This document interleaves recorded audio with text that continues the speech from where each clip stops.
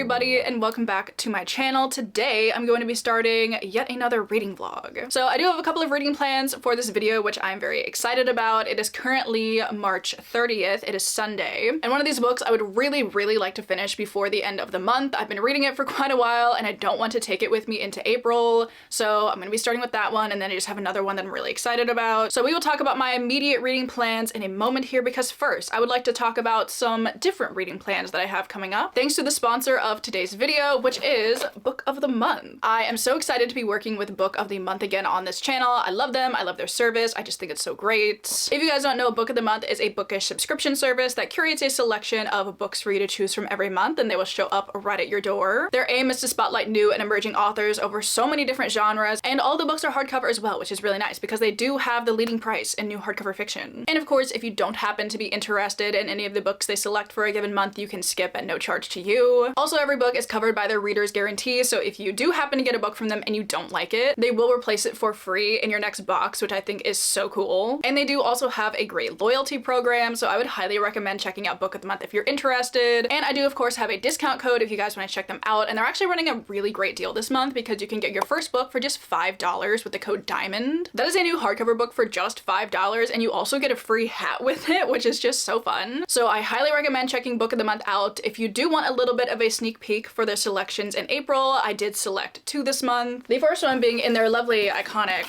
Book of the Month box here. Oh, if I could not drop it. And that is Passion Project by London Sperry. This is basically following our main character who doesn't really have a lot of passion for anything in life. She doesn't really feel excited about anything until she meets her other main character, and they end up going on these friend dates so he can like show her all of the amazing things in life. And obviously we know the friend dates maybe turn into real dates, and this just sounds like the perfect rom-com for early spring. And then the other one I selected is the new Ollie Blake book, and this is Gifted and Talented. This book is following a trio of siblings whose father recently passed away, and he was the head of this like really big and successful tech company. So I think they're all kind of duking it out to figure out who's going to inherit this company, but also all 3 of them are telepathically and electrokinetically gifted, so I think that'll really spice up the competition a little bit. All right, so those were the 2 books that I selected from Book of the Month, but they do have some other ones that you can check out for April as well, and I will leave a link to them down below if you would like to check them out. So thank you again so much to Book of the Month for sponsoring this video and supporting me and my channel, and to you guys who are watching this video as well for always supporting me and my channel.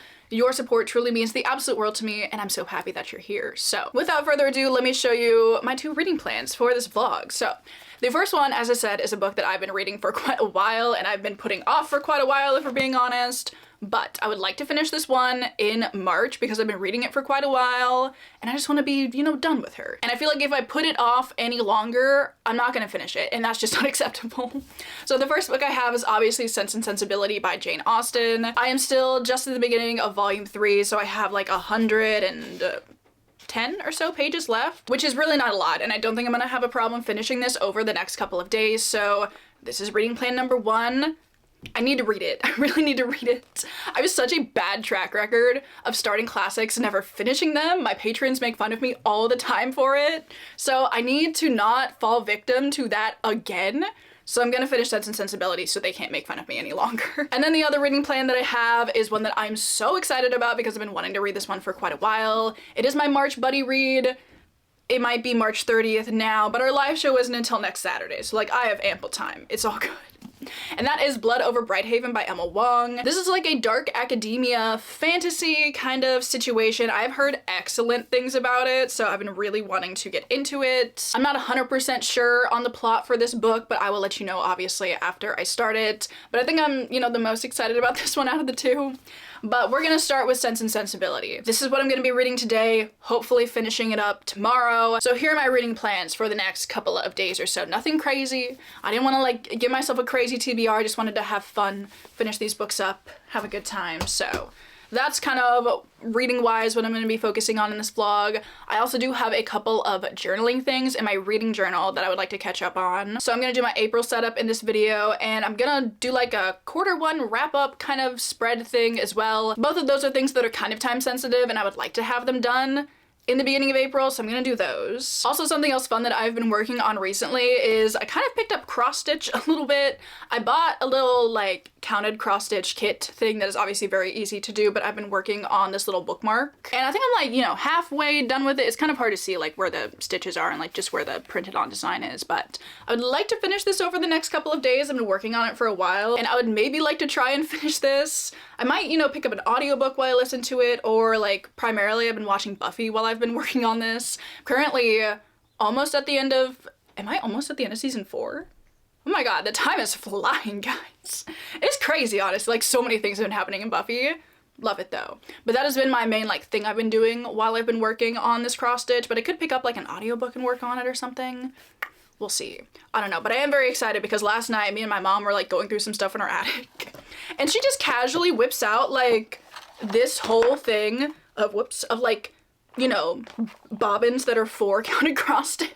Because I was just gonna go buy a bunch of embroidery floss for like any design that I wanted to do, but now I don't think I need to do that because she has provided me with such a nicely organized thing.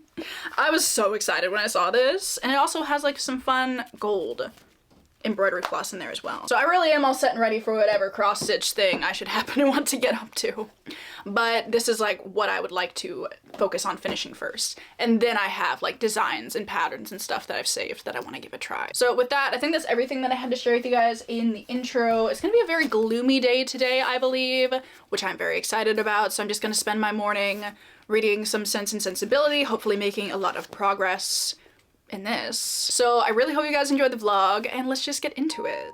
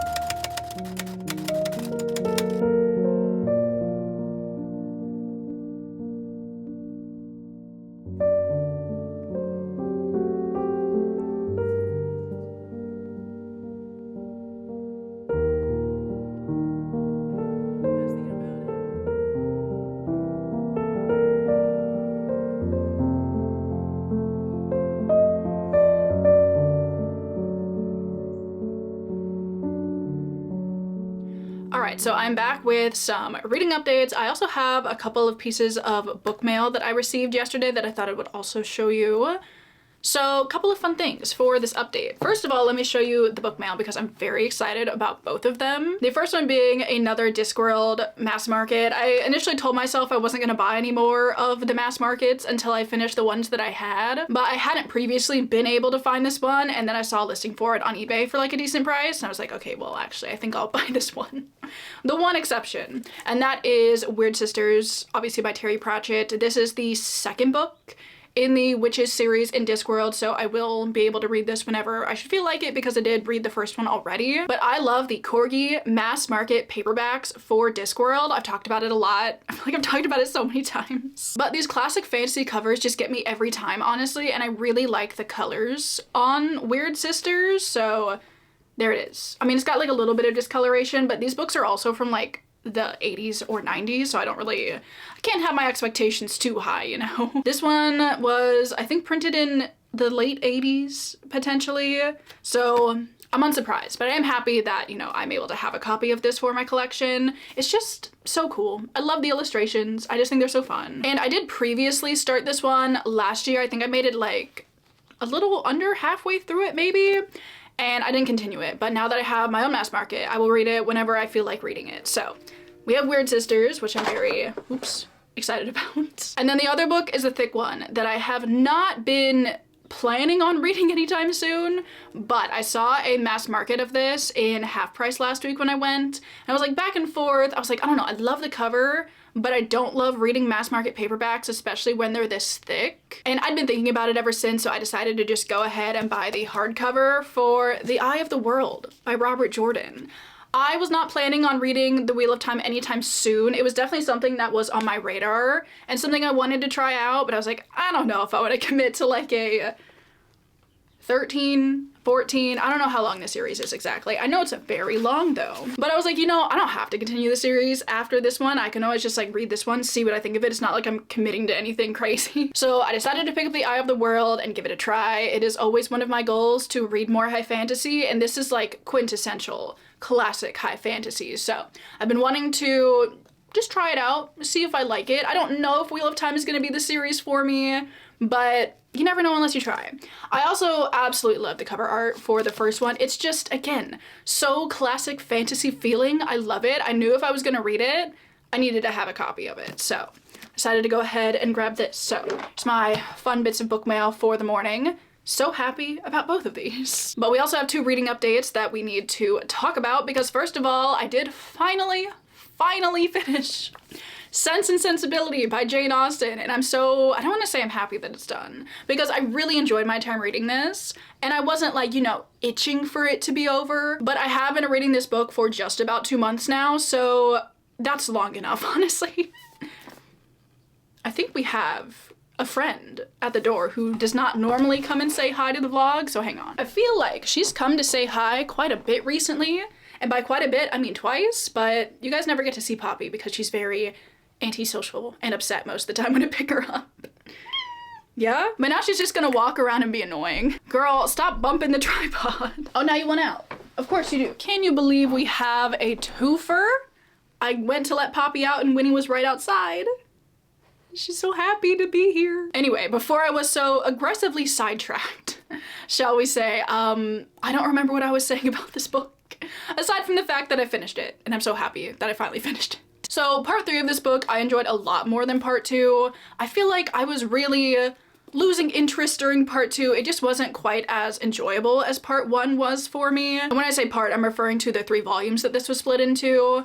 But I really liked that in volume 3 they went back to the countryside, because as much as I enjoyed their extended stay in London, I thought it was a little bit of a different setting for a Jane Austen book. I feel like, you know, most of them take place in the countryside. I think Northanger Abbey does take place in Bath though, but as far as I'm aware, none of her other books have taken place in London, so I thought it was just interesting to kind of see that as a setting for a Jane Austen work instead. But once we got to the countryside and Marianne was able to expound upon the beauties of the English countryside again, I was content. I was having a good time. That was also kind of the part in the story where Marianne was starting to be in better spirits again. I feel like we spent the entirety of volume 2 with her being just really sad and depressed, which I get. The situation that she was put in, Absolutely not. If a man, no, I can't get into it, no spoilers, but absolutely not. But once she started to kind of recover and learn from and move on from that experience, it was just really nice to see her like kind of bright and full of life again, I guess. One of the other things that I found to be very interesting about this book kind of as a whole is that I didn't love the romances that were kind of presented in it. I feel like in every other Jane Austen book, there's been like great build up to the romances. I'm like obsessed with them. I'm like, yes, absolutely. Like Elizabeth and Mr. Darcy, duh. Anne and Captain Wentworth, yes. Catherine and Henry Tilney, absolutely. But like, even the two romances that were in this book, I thought they were middling, honestly. One of them more so than the other. I feel like one of them really kind of came out of left field almost. Like there was an attempted setup for it, and I knew this is where it was gonna go, and it kind of exemplifies the character development that Marianne ended up going through. But in the end, I was just like, the two of them? Okay, sure. Maybe.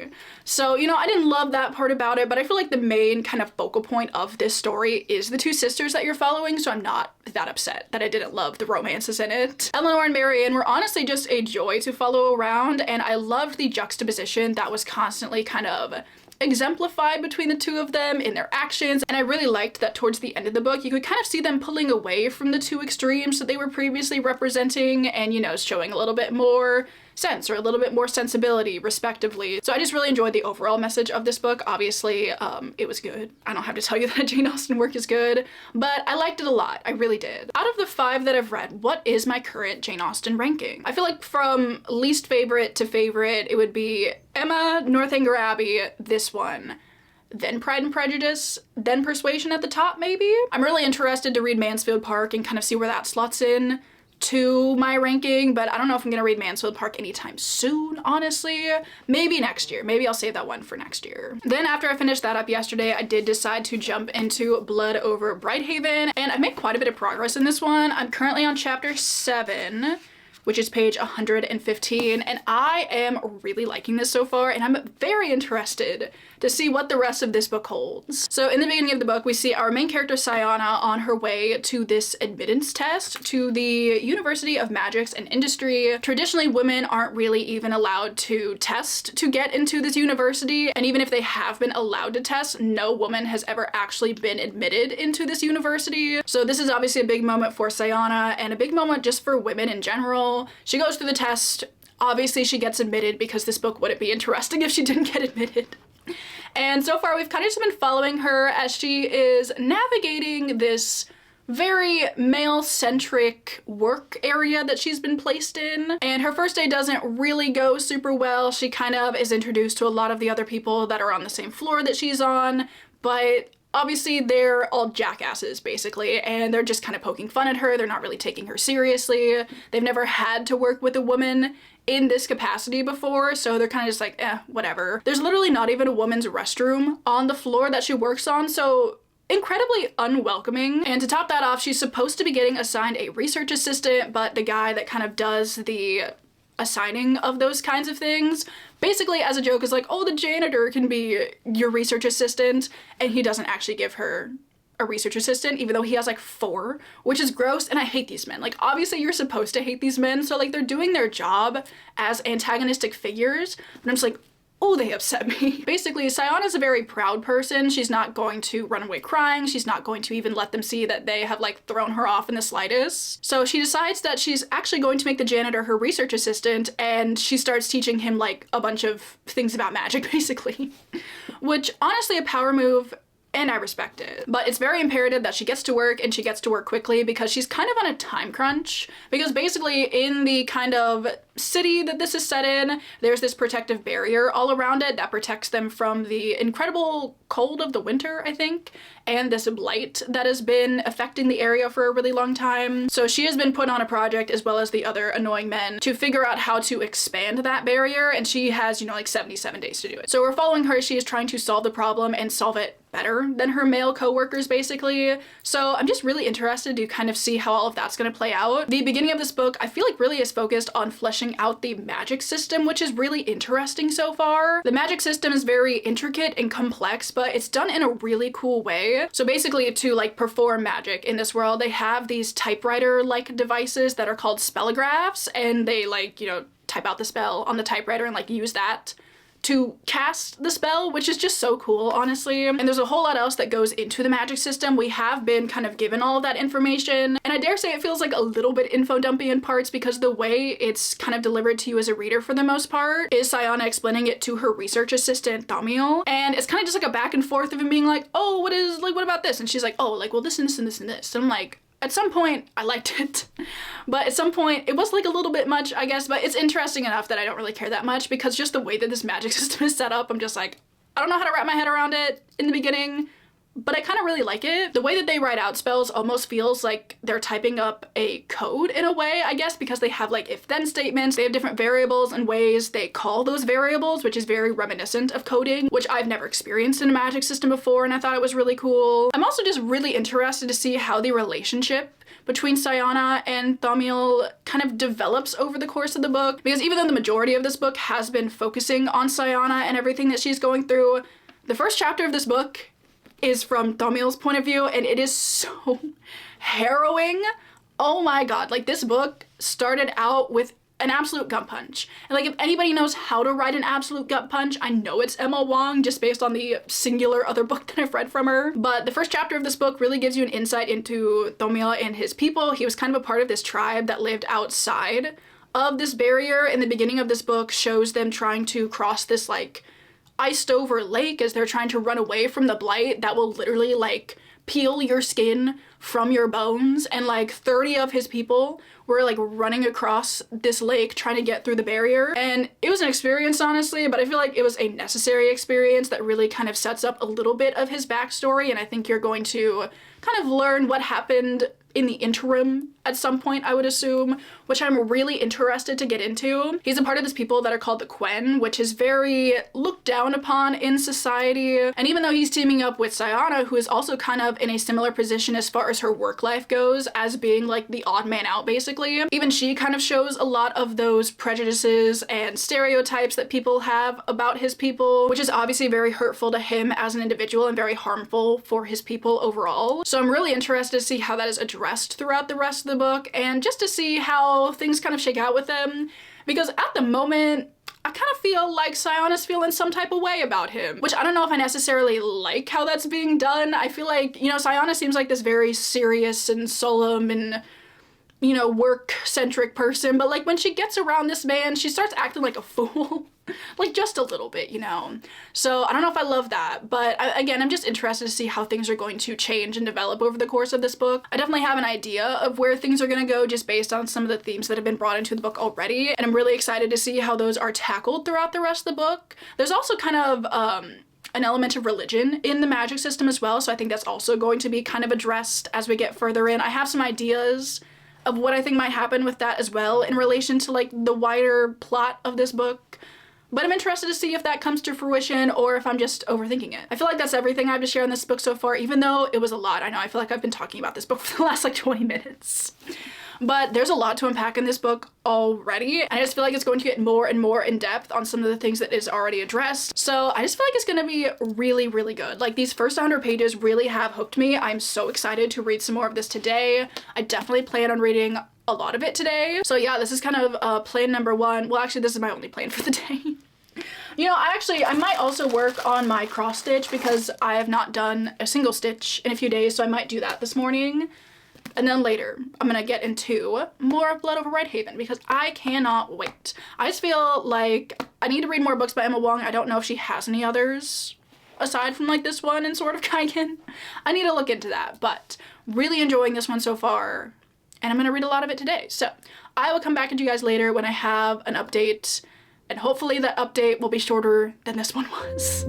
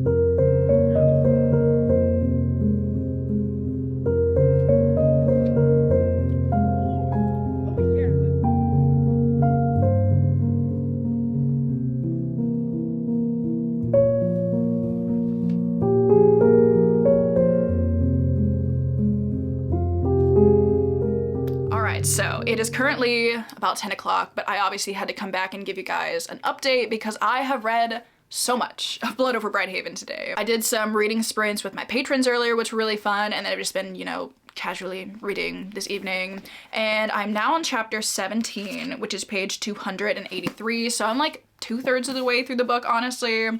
And I want to finish this book tonight, but I don't think I have time to finish this book tonight.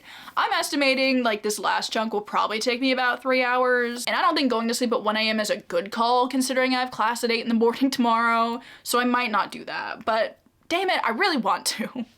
Because this book has been so gripping. I feel like from page 1, I was in it, I was interested, I was engaged in what was going on. This book is honestly a book that I would probably like recommend to just about anybody. I can already tell that. It's fast-paced, it's got great characters, a really interesting magic system, which is like a little on the complex side, but I don't think it's too hard to like grasp and figure out what's going on. It's also a very thematically heavy book. I think there are a lot of things that this book is trying to tackle and do, and it has like a very clear-cut message. I do at times wish it was done in a little bit more of a nuanced fashion, but the way that it's tackling things like misogyny, racism, colonialism, I think is just done really well. And the way that those themes are kind of tying in with the magic system and our characters and like the world and everything that's happening, I just think it feels really complete and well fleshed out, and I love the way that it's done. I feel like it's somewhat comparable to Babel. I don't think it's quite, well, actually it's really not as, I guess extensive, I would say, as Babel is,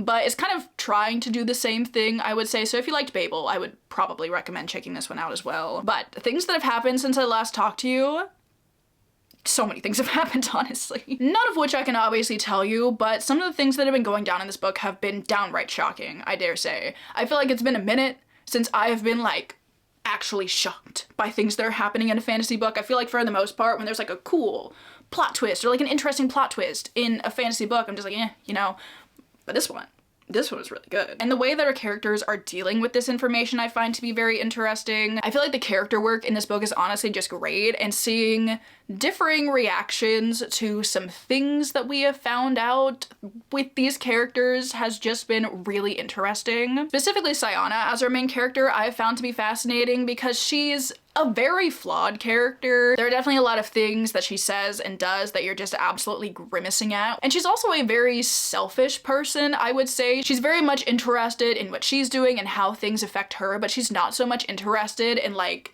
anything else that's going on, basically. So seeing her go throughout the book and kind of, you know, starting to change her mindset on things like that, I've really enjoyed. I've also really enjoyed our other main character, Tamil. I think that's how you pronounce his name. I'm pretty sure I was pronouncing it incorrectly earlier. But also being able to get a glimpse into what his life has been like this whole time and the injustices that he's been facing for years has been really eye-opening for Sayana as well as just you as the reader. The magic system continues to be really interesting, and kind of seeing how integral magic is to this society is also kind of crazy, because just about everything that they do, every place that they go, every mode of transportation they may happen to take is powered by this magic. So seeing how integral that is and seeing the issues that come along with how integral that is, I have found to be fascinating. And the way that religion is kind of brought into that as well, and how throughout the book you kind of see people starting to use religion as kind of a scapegoat for a lot of the things they're doing. They're just kind of like, well, like, you know, it's what God said, so this is what I'm gonna do. And I'm like, buddy, I don't know if that's a good justification in the slightest. Overall, I feel like this book is just extremely well-rounded so far, because I don't think it really lacks in any area specifically. So I'm interested to see if the last 100 or so pages kind of have me thinking that way as well. I feel like they will. I'm scared to see how this book is gonna end, honestly, because I truly have no idea what could happen at the end of this book that would be a satisfying conclusion. We're gonna find out. We're certainly gonna find out. I'm definitely gonna go do a little bit more reading tonight, but I will probably have to come back after class tomorrow and finish it up. But I have just been turning these pages today. I've not been able to stop. So I'm gonna go do some more reading, and I will probably see you guys when I finish this book. I feel like I'm gonna be unwell when I finish this book.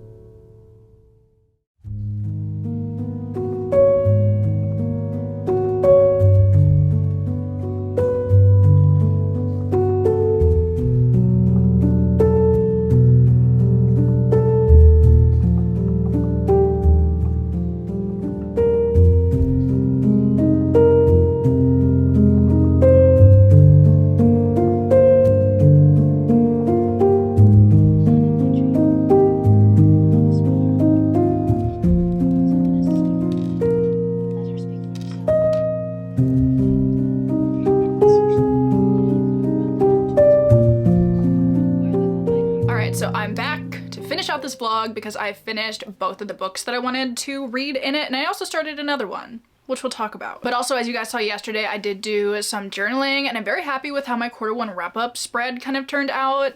I decided to go ahead and cut out those like random pages that I had in my reading journal where I put the covers of like all the books that I had read, just because I was kind of tired of doing them, I guess. But I liked this quarterly wrap-up kind of setup where I can still put the book covers in and like, you know, maybe write a little bit about how it's going, maybe write like what some of my favorite books are for the quarter. So I'm really happy with that, and I think I'm gonna start implementing that in my journal instead of, are you coming up? Instead of like just the random pages throughout where I put the book covers. Hello, ma'am. She has come to say hi. I've also been spending my afternoon, this is gonna sound so lame, but like, I've been spending the afternoon organizing my embroidery floss because I had a bunch of my own, like, what are they called? Skeins of, oh, you're just gonna sit back there? Oh, you're so cute. My own skeins of like embroidery floss, and I put them around some of the empty bobbins that were in here. And like, it's just so satisfying. Like, something about this is just so beautiful to my eyes. Like, it really scratches something in my brain, and I love it. So that's what I've been doing this afternoon. But I'm here because I have updates, reading updates. That's what we're gonna talk about. First of all, I did indeed finish Blood Over Brighthaven, and I thoroughly enjoyed this book. I don't think I like it as much as The Sword of Kaigan. I feel like that one is definitely like my 5-star Emma Wong book, you know what I'm saying?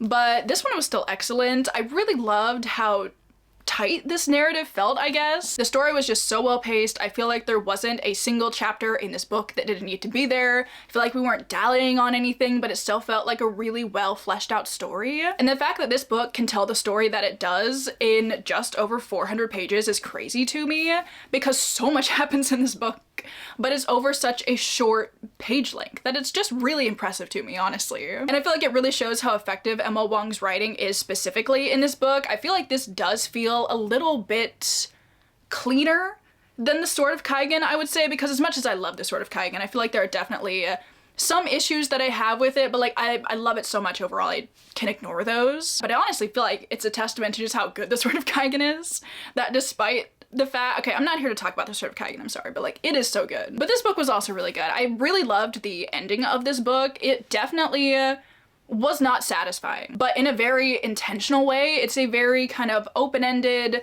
things don't exactly get resolved, like you don't know what the resolution to the situation is, but I don't think there's a better way that this book could have ended based on the things that we were tackling in this story. I don't think there's an ending that would have made sense for this kind of story, and the fact that it is a little bit more open-ended is a very hopeful ending, but like not a whole lot is honestly resolved, and I kind of love that for this story. Overall, this book was excellent. I really enjoyed the characters. I feel like Sayana was a very compelling yet very flawed main character to follow. And I also love Tamil as well as his niece Kara. I loved the dynamic between the two of them. They have a very kind of like back and forth bickering casual kind of relationship, but there are also moments when they're talking about their people and their tribe and everything that's happened to them, and I just feel like those were really powerful moments for the narrative, and I loved those. I do wish some of the kind of more antagonistic characters in this book had been slightly more fleshed out. I feel like a lot of them were evil, and like obviously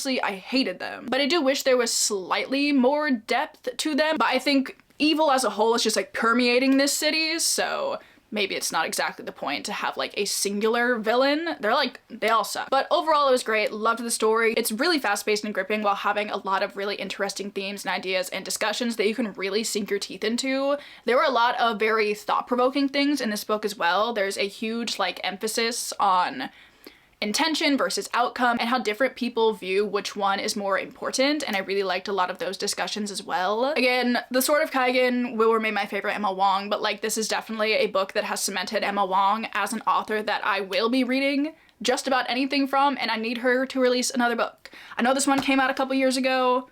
Well, maybe it was like indie published a couple years ago. I don't know when it was trad published, but I need another one. Regardless, I just want another one. So yes, really good. I pretty much figured I was going to enjoy this book just based on everything that everybody has been saying about it, and I definitely did. So there's Blood Over Brighthaven.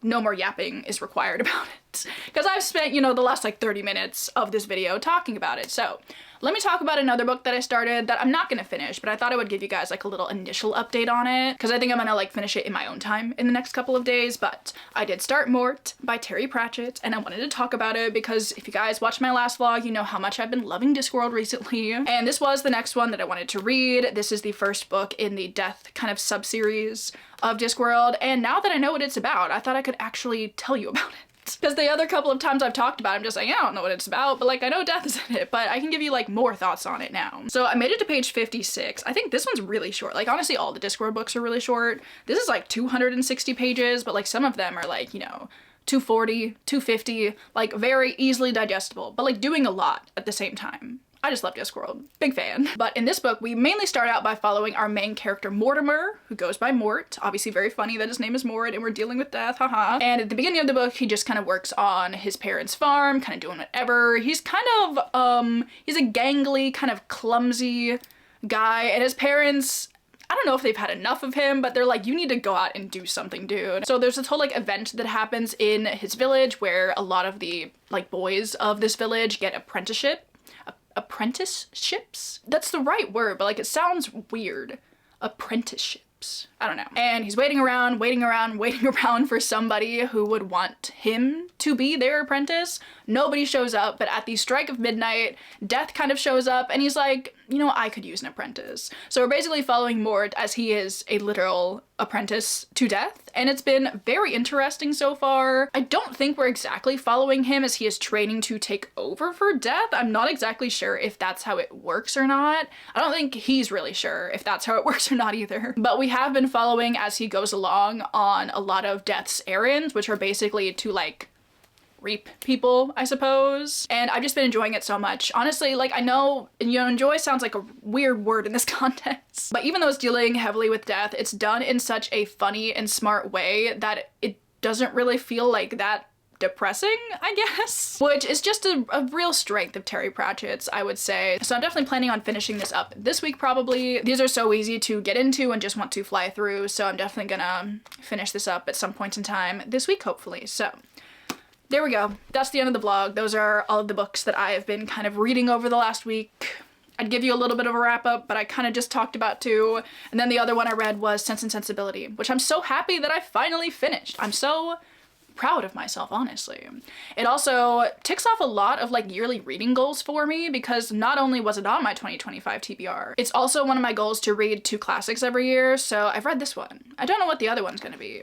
Need to have a think about that. We'll see, but this is the other book that I finished in this vlog. So 2 great books, honestly. You know, I did kind of struggle a little bit with Sense and Sensibility, but still really enjoyed it. Really loved Blood Over Brighthaven, and the 50 pages that I've read of this have been good. So there we go. I really hope you guys enjoyed this vlog. I know it's a little bit shorter of a reading vlog, but I hope you guys enjoyed hanging out with me nonetheless, because I've had a very fun time filming this video. I would obviously love to know down below, have you read any of the books that I have talked about in this video? I would love to know your thoughts on them. Before we go, I would also again like to thank Book of the Month so much for sponsoring this video. If you guys do want to check them out, I will have a link to them down below, and you can use the code DIAMOND to get your first hardcover book for just $5 and a free hat this month, which again is very fun. I also would like to thank everybody over on my Patreon. If you're ever looking for more content from me, that is always linked down below. We will be doing our live show for Blood Over Brighthaven this Saturday. Well, it'll already have passed, but if you want to join in any future book club reads, you could check it out if you want to. But with that, I'm gonna let you go. Again, thank you so much for watching. I hope you're all having an amazing Monday so far, and I will see you all in my next video. Bye!